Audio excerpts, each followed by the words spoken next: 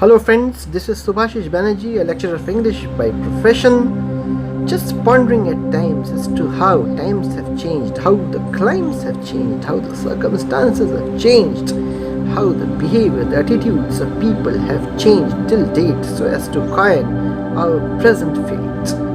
Now what basically has changed and why it has changed? Perhaps there are several reasons and those reasons are totally undefined. The only thing is, it's because we have decided to live our lives on our own terms and we have said goodbye to all those perceptions, all those notions dictated by others, that things have changed. So far, we were dependent on social norms.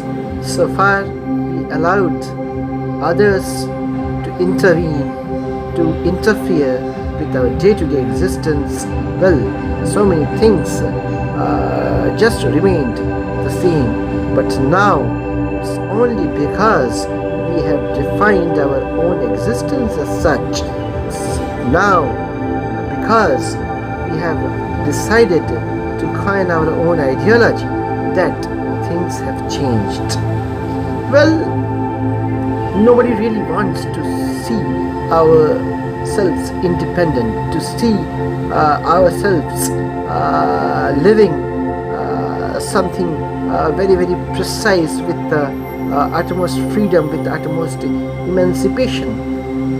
The thing is, there are people who just derive pleasure out of your sadness, out of your anguish, out of the poignant pain that you suffer in the course of your existence. Nobody really wants to see you happy.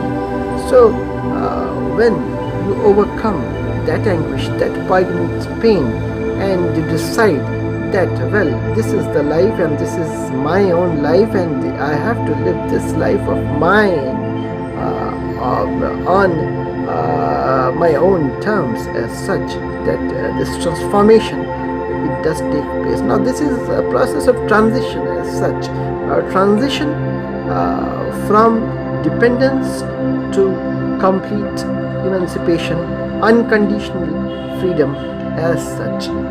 That becomes very necessary, and it also becomes really necessary on our part to understand where lies the reality.